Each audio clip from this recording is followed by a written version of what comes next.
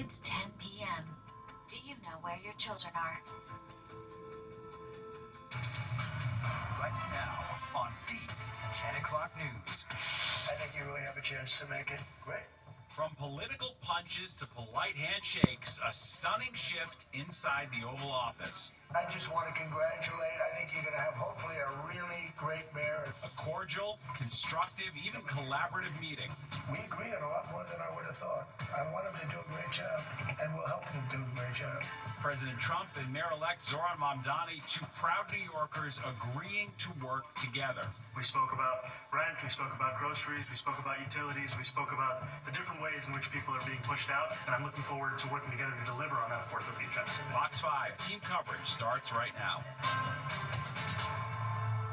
Good evening. Welcome to the 10 o'clock news. I'm Steve Lacey. Natasha has the night off after weeks of exchanging personal insults. Both men now calling today's Oval Office meeting productive, even victorious for the city, agreeing to build a better New York by rooting out crime and tackling the affordability crisis. Richard Giacobbe is standing by with reaction, but we begin with Teresa Priolo, who has more on the content of their discussions today. Teresa, this was really surprising stuff. It was really the outcome that nobody saw coming, Steve. No insults, only common ground, and compliments from two politicians on opposite ends of the political spectrum. As the New York Post put it, not a slugfest, but a love fest.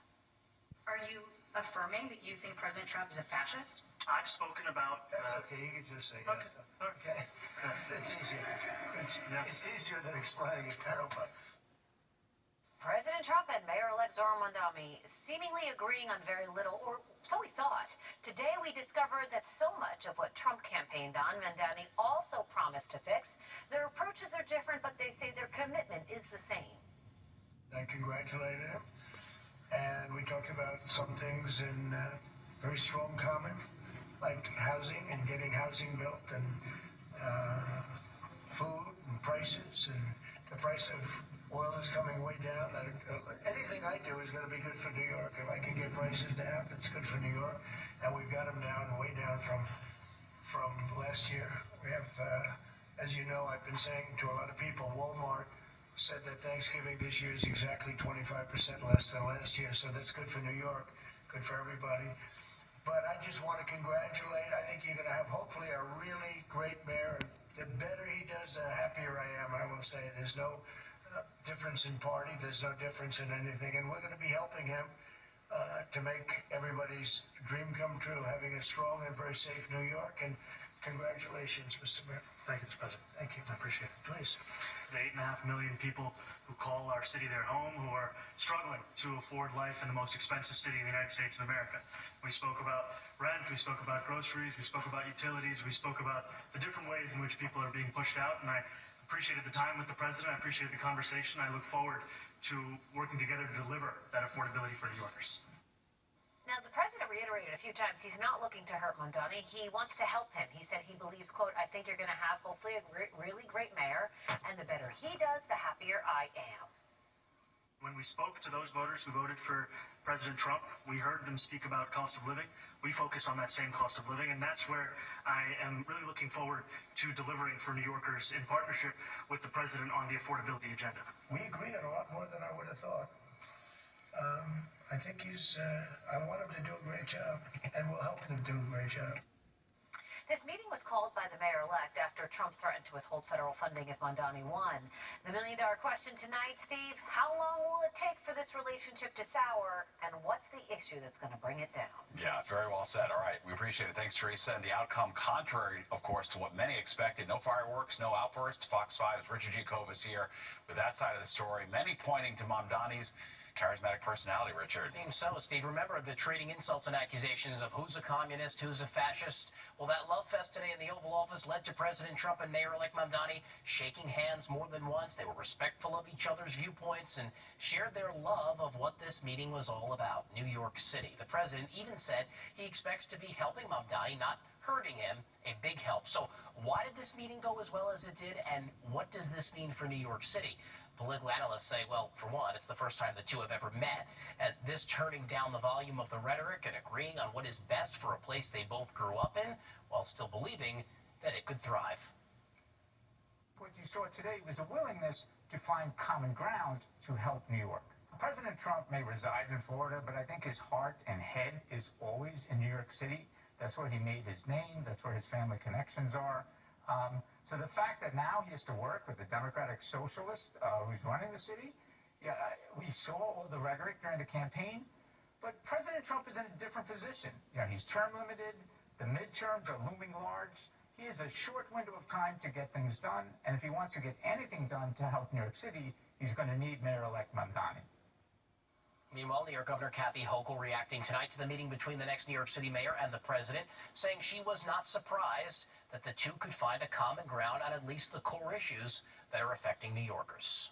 This is my hope that the president would see in Zoran Mamdani someone who can lead the city, who is focused on public safety, who is working on affordability and quality of life issues, and to give the president, who is a New Yorker, who cares about the city, the confidence to know that he can lead, and I will continue to be his partner and make sure he's successful.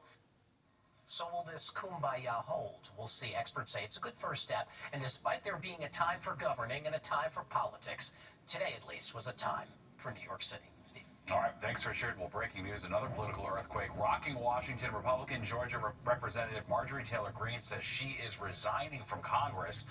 Fox 5's Stephanie Bertini live in the newsroom. And Stephanie, the former Trump supporter, turning on the president tonight. Yeah, absolutely. So U.S. Representative Marjorie Taylor Greene of Georgia announcing she's resigning from Congress via social media, posting a video about 10 minutes long and a statement. Greene, once a loyal supporter of President Donald Trump, says she's resigning from Congress in January. The resignation follows a public fallout with President Trump in recent months as the Congresswoman criticized the president for his stance on files related to Jeffrey Epstein, along with foreign policy and healthcare. The president branded her a traitor and said he would endorse a challenger against her when she ran for re-election next year. Here's some of Greene's social media video explaining her decision. Loyalty should be a two-way street, and we should be able to vote our conscience and represent our district's interests because our job title is literally representative. America first should mean America first and only Americans first. Greene said her last day will be January 5th. Back to you, Steve. Very well. All right, thanks, Stephanie. And developing tonight, former FBI Director James Comey asking a federal judge to throw out the charges against him. According to the New York Times, Comey's lawyer argued that Lindsay Halligan, the Trump-appointed U.S. attorney overseeing the Comey case, never secured the approval of the full grand jury that returned the indictment. Earlier this week, Halligan admitted in court that she did not show the final version of the indictment to the entire grand jury, but the Justice Department insists the indictment was properly approved. Comey facing charges of making a false statement to Congress and obstructing a congressional proceeding. A new report from The Guardian claims the FBI spied on a private signal chat group made up of immigrant activists. According to the report, law enforcement records show the FBI gained access to a court watch group used to monitor public proceedings at 3 New York federal immigration courts. Immigration advocates and some elected officials have accused the U.S. government of violating due process. The Guardian also mentions the NYPD citing a joint situational information report from the FBI and NYPD. New York City Controller Brad Lander, who was arrested while trying to escort a man out of an immigration hearing back in June, spoke out today about that report. The FBI, in a throwback to the days of J. Edgar Hoover, is infiltrating and surveilling nonviolent, legal, constitutionally protected political activity. And I have to tell you, I am outraged. The FBI releasing a statement saying in part, while we cannot confirm or deny the existence of any FBI-authored intelligence bulletin, we routinely share info to our law enforcement and intelligence community partners, alerting them of potential threats. In a statement, a spokesperson for the NYPD said this is not an NYPD document. It references a broader counterterrorism investigation into a range of possible criminal activities. Well, going through airport security could soon cost you. The fee TSA is proposing for travelers who are not following the current rules. And families in need scoring big tonight. The Mets and Yankees both hosting Thanksgiving food drives. We're going to take you to both events. watching the 10 o'clock news. The New York Liberty reportedly hiring Golden State Warriors assistant Chris DeMarco as its new head coach. DeMarco has been with the Warriors for 13 years in several different positions. He's the latest WNBA hire with an NBA background. He'll replace Sandy Brondello, who was let go after the Liberty lost in the first round of the playoffs. She, of course, led the team, though, to its first championship in 2024. Well, the big travel season is here. People already jetting off for their Thanksgiving holidays. And amid the hustle and bustle, TSA is proposing a new rule to charge flyers $18 if they do not have their real ID. Fox 5's Duarte Geraldino is live at LaGuardia tonight talking with travelers. Duarte. Hey there, I want to stress this is just a proposal, but if it comes to pass and you get to the airport, you don't have your real ID or your passport, you would pay $18 and submit to this biometric scanning, which means potentially a facial scan, a little retina scan, and then pay that $18 and you'd be able to get on. Now, the TSA is saying that using a kiosk system might be far more efficient than having someone fumble over your ID. And a lot of people I spoke with say they know that there's actually a little bit of stress even using a real ID at the airport. I just had to get a real ID probably like a month ago because I didn't have a new one. So yeah, I'd use the real ID. Were you nervous that you wouldn't get it in time, the real ID? Yeah, it took about a week before I got it. Oh my God. It was really close.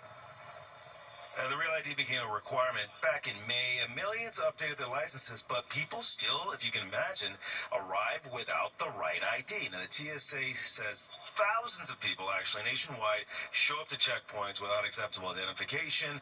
They say this proposal could help keep lines moving.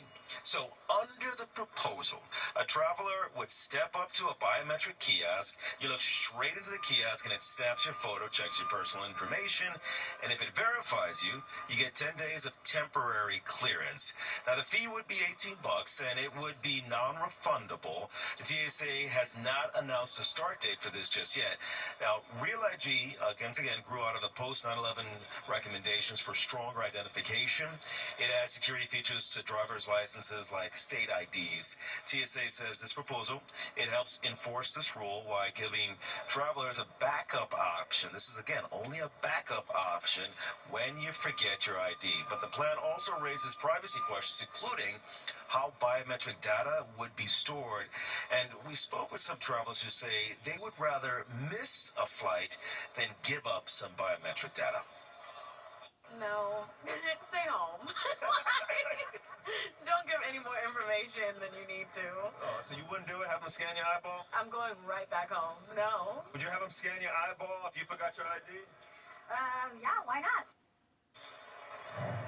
And once again, this is just a proposal. If it comes to pass, it would cost you $18 and you'd have to provide some biometric information.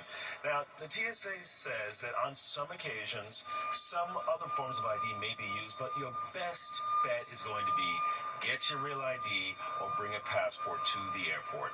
At LaGuardia, Duarte Geraldino, Fox 5 News. Very well, Duarte. Well, the Mets and Yankees pitching some butterballs, both baseball teams serving up compassion, giving away thousands of turkeys and meals ahead of Thanksgiving. Fox 5's Jennifer Williams is on deck. The season of giving is in full swing, and on Friday, Mr. and Mrs. Met, as well as Mets infielder Mark Vientos, were on hand in Washington Heights to help give away turkeys ahead of Thanksgiving. Giving back to the community, especially for Thanksgiving, when it's Thanksgiving is to be with family and enjoy time with family, and seeing how everybody's getting turkeys with smiles on their faces is awesome.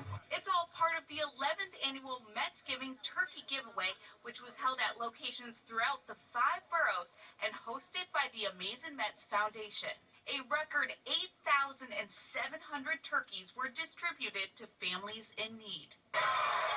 Meanwhile, in the Bronx, the Yankees and the Legends Global staff members provided meals for roughly 750 local residents. It takes us about 3 months to get ready for something like this. So we get a bunch of donations. All our purveyors donate all of this food. This is our 10th year doing this, so you get to see the kids grow up year after year and interact with them, and they're magical. They're amazing. The Thanksgiving feast, hosted by the Supportive Children's Advocacy Network at the Reverend T. Wendell Foster Park and Recreation Center, right behind Yankee Stadium. We have been here at this center for over 30 years, and the Yankees have been a partner supporting us in 100 different ways, this being just one example. It's very exciting and very, very, very well respected for the simple fact that they do this every single year. They do it for the kids, the families, the community. How much fun are you having tonight? Lots of fun. And what's been your favorite thing to eat? The favorite thing to eat is the desserts. In the Bronx, Jennifer Williams, Fox 5 News. And the 10 o'clock news continues. Liv Johnson in next with a look at the forecast. Welcome back, everyone. Well, it was a nice and mild day out there today, wasn't it? We got back up into the 50s. 52 was our high in New York City. Most of New Jersey got up into the mid-50s. Mid-50s out on Long Island as well. Poughkeepsie even got up to 50 for the high today. In Monticello, a little cooler, stayed 45. And you know what? We're not too far below our afternoon high that we saw today. We're 50 in New York right now. Most of the tri-states in the upper 40s, 46 for Poughkeepsie. Dropped down to 41 if you're in Hartford, Connecticut right now, but warmer closer to us. It's 48 in Bridgeport. Monticello's down to the 30s right now, 39 degrees. But look at the difference from where we were this time yesterday. We're 7 degrees warmer in New York City, but Poughkeepsie, it's a 20-degree difference. Out of Long Island, it's 16 degrees warmer, but 22 degrees warmer for East Hampton. And you know what? We weren't even that far above average. In fact, we were right where we're usually supposed to be. It's just that the beginning of this week was pretty bitter cold. But now we have a mild weekend ahead of us. Not too windy out there, not too much action yet. Right now we just have 9-mile-per-hour wind speeds in New York City. And then we do have some cloud cover that's moved through and then showers to follow. We still have a few hours of dry time, but you can expect that around 2 or 3 in the morning. It's traveling ahead of this cold front in this area of low pressure that's kind of been hovering over the middle of the country for a couple of days. Temperatures stay mild for the evening, even when you wake up tomorrow morning. But like I said, the showers start around 2 or 3 o'clock, so hopefully most of your evening plans have wrapped up by then.